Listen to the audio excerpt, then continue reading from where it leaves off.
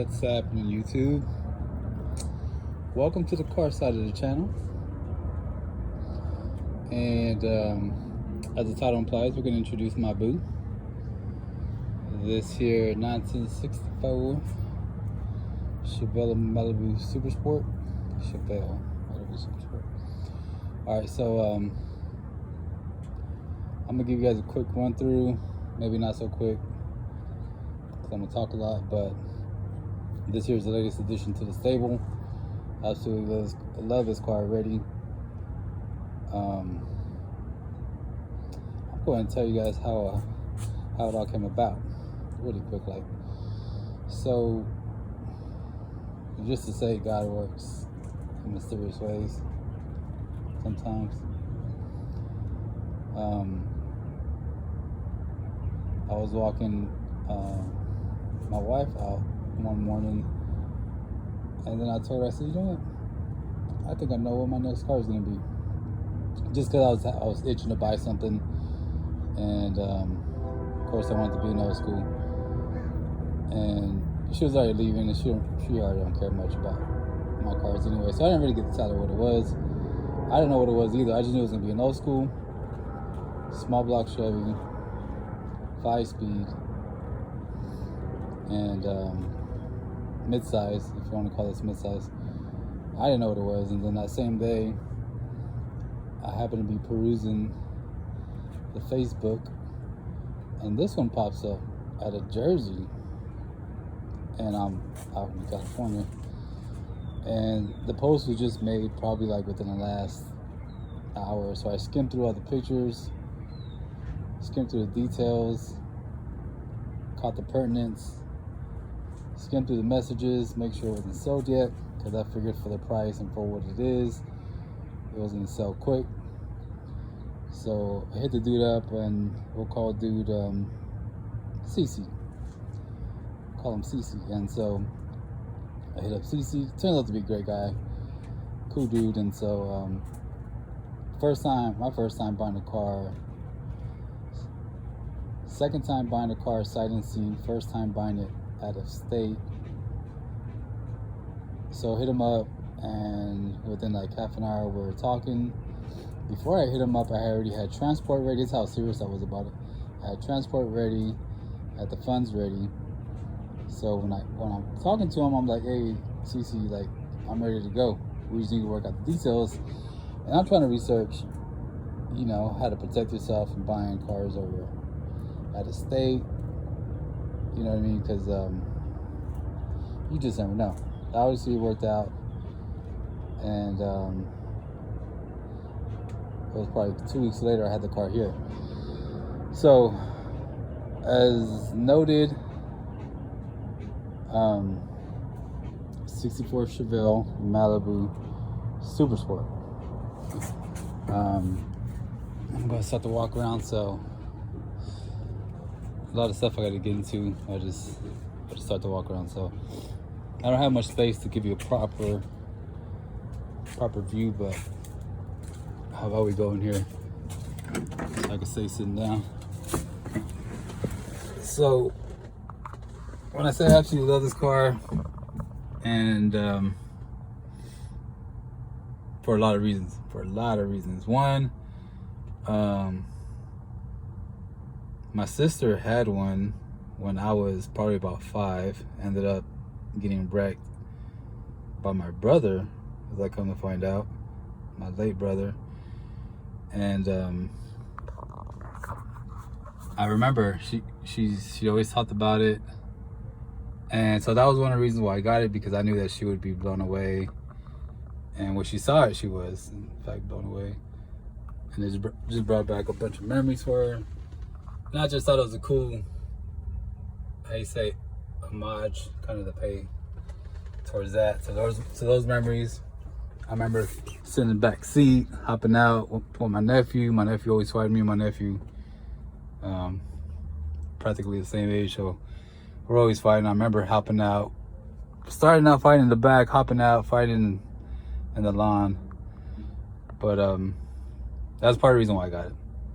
Other reason, and I never considered buying one I would always see them like, yeah, they're cool, but it's not like a 62 Impala. It's not 65. It's not a second or third gen Chevelle. But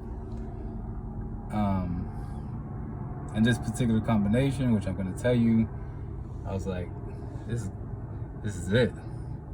Oh, while I'm showing you that, you see that? 14,000.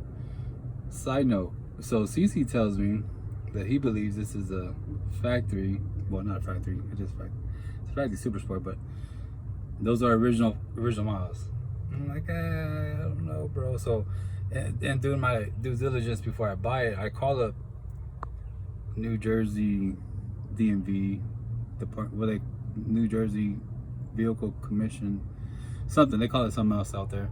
I call them up, I give them the VIN. I'm like, hey, just wanted to make sure title's clear, no liens, nothing. They're like, nah, it's clean. Actually, it's only had 2 owners, and I'm gonna be the 3rd. So that number right there very well could in fact be correct. And whether it is or not, it doesn't make much difference to me. But 3 o'clock, I thought that was cool. I do want to get that tack working. CC did say that it's hooked up, but it may need some sort of adapter on a transmission. So, transmission, you see that there? That's the original 4-speed Saginaw. You see that door? Not that one, but I do have another door. We'll get into that in a minute. Anyway, that's a 4-speed, original 4-speed Saginaw trans. That's cool. So CC sold me also all the original parts that he collected, the original parts and extra parts that he collected for this car. Original glove or extra glove. All kinds of parts. Maybe I'll get into that in a little bit. But yeah, everything's factory. He sent me factory seats plus some like extra Recaros, because I think he was gonna set it up for pro touring. Look at the original headliner, saggy. Everything needs to be gone through pretty much, but anyway, back to why I bought it. Check this out. Another reason why I bought it. Check that out. Damn. Oh, you heard the fuel pump. I don't know why it says stall. Anyway, so that's a Holley Sniper EFI throttle body fuel injection system. I'll pop the hood in a second. So yeah, that is part of the reason why I bought it. This is the other reason. This here is a very notchy. There we go. 5-speed out of a Camaro with a short B&F short shifter. So this is a 5-speed, a world-class T5 5-speed transmission. So that Saginaw up there is a 4-speed. Not the best thing for highway mileage because it doesn't have an overdrive. This 5-speed is an overdrive. So that coupled with what I'm about to show you makes for a dang nice driver. All right, so let me do this real quick.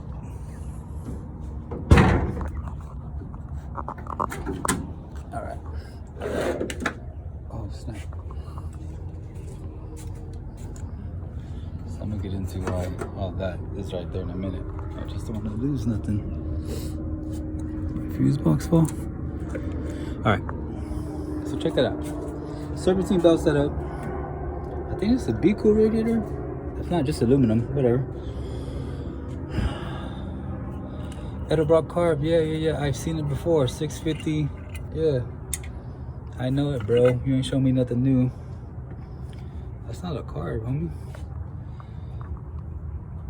That right there. Or I kind of already hinted inside, but Holley Sniper EFI. Essentially throttle body fuel injection. Right? So just the convenience of not having to mess with the gas pedal on a cold start. Perhaps better fuel economy. That's a thing. So what's it sitting on? What is this over here? Long tube headers. and a small block 400. Not a 350, not the factory 283, not a 383, even though 383 is nice. Small block 400.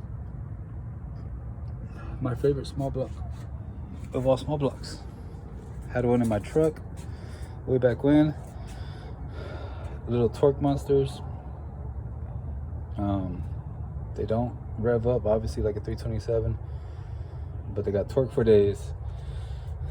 I didn't think I was gonna want to keep it in this car, but after driving it, made it with that 5-speed, made it with that posi 308 gears from the factory. Yeah. All right, so what are we doing with it? You're gonna clean it up a little bit. Probably gonna take it all the way down, sand it down. It has some BBSs, I think they are. VBS, something like that. Which apparently the old school Chevy 4 3/4 is the same bolt pattern as that,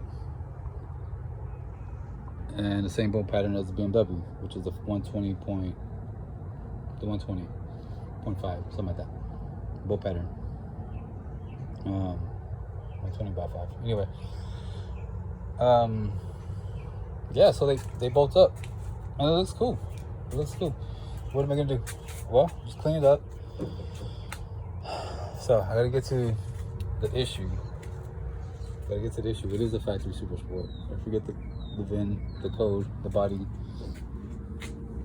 I should have showed you of the under the hood, but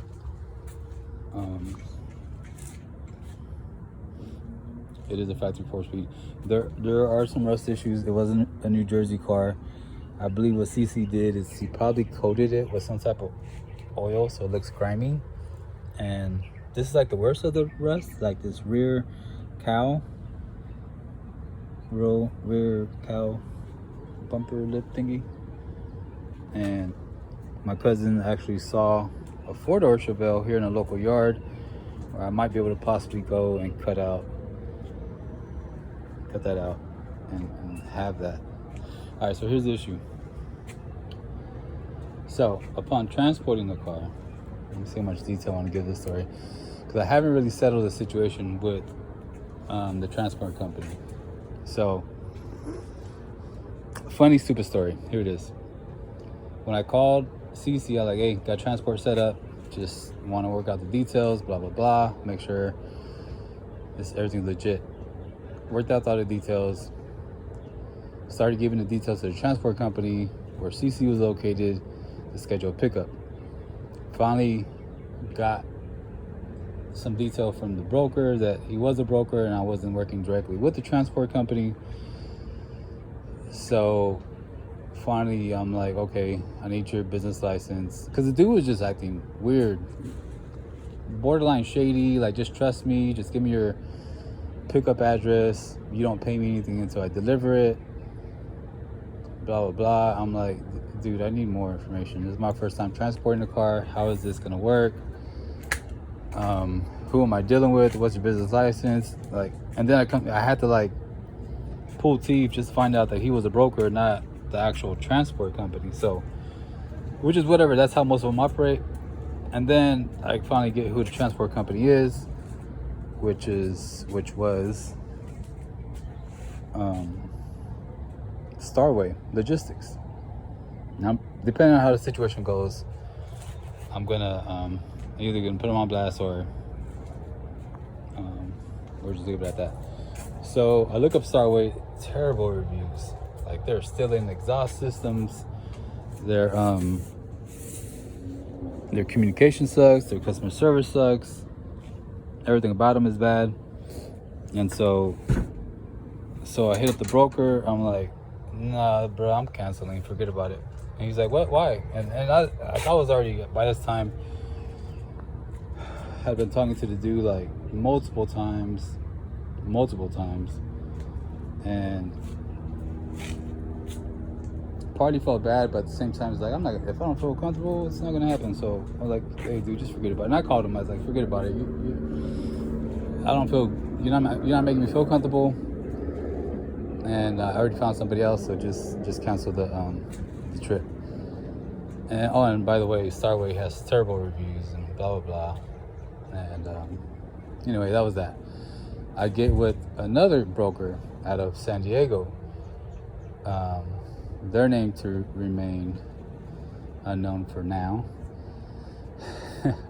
So I negotiate with, and this guy, like this from this broker, he's like putting me up on everything. This is how we do it. You put down the deposit, you sign our agreement, everything's online. I'm gonna send you an email. There's gonna be a link in there. You read the agreement, you sign it, you pay me down deposit. We're gonna pick up your car, send it to a hub, from hub to hub, from Jersey to San Diego, a few stops in between, and then another driver. You're gonna pick it up from San Diego, take it to your house. All right, cool, perfect. I understand the situation. Explain everything to me carefully, in detail, whatever, and then we carry on. They pick up the car, send it to the hub. I get pictures, bill of lading, everything. I'm like, man, this is cool. And so, before the pickup, I tell dude, whatever you do, tell me you're not using Starway. Because brokers, right, there's only I would imagine, limited amount of transporters in the business. And so I'm like, all right, dude, just whatever you do, everything sounds good, but whatever you don't, use Starway. And then he's like, why do you say that? And I'm like, I almost dealt with them in the past with another broker, looked at the reviews, they're terrible. Don't use them. He calls me like, listen, man, look, I'm very careful with everybody I use. I know all my drivers, yada yada yada. By this time, I already had locked in an agreement with them, paid my deposit. CC was already waiting for me to pick up the car because he was making moves on his end. He had sold his house. He was shaking and baking, so I didn't have time to mess around. By this time, I was like, dude, whatever, just all right, fine, send the car. Starway picks it up from CC, bill of lading, pictures, everything legit, cool. I get the car here. What do we see? This is not how it left. It's not how CC sent the car. So immediately I'm like, what the heck? What? And like, this is 2 months ago by now already. So I'm telling the driver, dude, what the heck? What? I'm like speechless. I'm just hot. I'm like, and he comes out with some, hey man, sorry, it just rolled off the trailer. It came out of gear because it doesn't have an e-brake, but you can keep it in gear. So he's saying it popped out. Regardless, I feel the wheel should have been chalked. Regardless, moot point now. But this happens. Starway.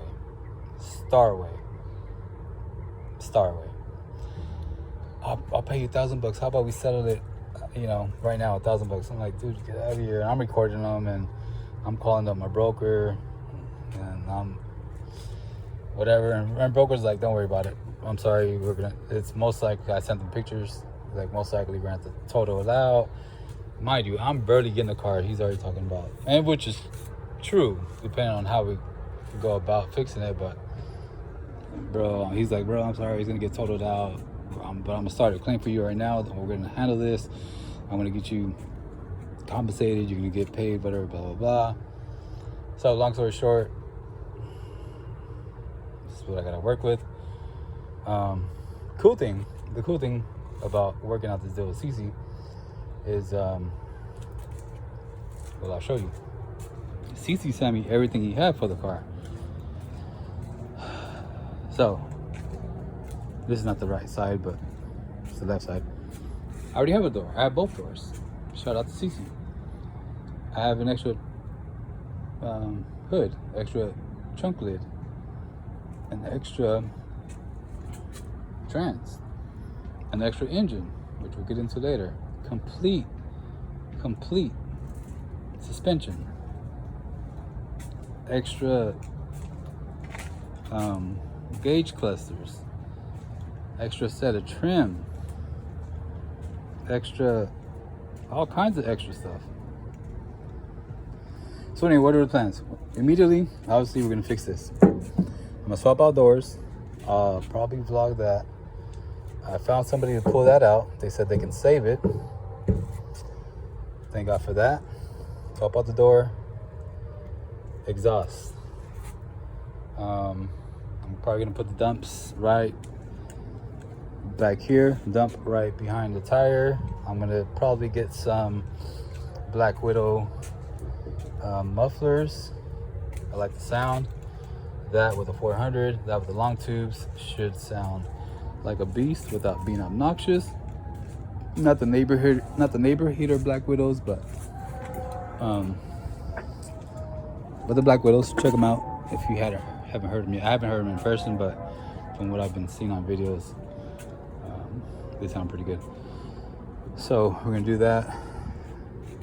I actually have to pull the fender first because the hinge bolts are right here. So I'm gonna do that. Settle it with insurance. They're gonna cash me out, get that pulled out, and then we'll be back to square one. And then we'll be working on this or some other project. Anyway, y'all, enough talking. 20 minutes in, introducing the Chevelle, my boo. Love this car, absolutely love this car already. Love it. I gotta do some tuning to the Sniper EFI. That's to come. What else are we doing? Some odds and ends. As I said, I probably swapped the whole suspension because it's back here now. I mean, I don't have a shot, but it's locked in. So I'm gonna put it up on jack stands. I gotta change out the flywheel because the flywheel teeth, it's missing some teeth. So if you know what that sounds like, it's not bueno. Cool thing, it's a T5, so it's not a heavy transit drop. Anyway, follow along. Do the YouTube stuff if you feel so inclined. This is my boo. We're gonna get into it. I just want to introduce you to her. And if you want to see more, stick around. We'll be dropping more as time permits. I'm just doing this just to kind of like learn your thing too if I can. So it's probably my first video on the car side of the channel, if not my second, depending on whatever happens tonight. But I'm going to wrap this one up. That's my boo. And I'm outies. Later, y'all.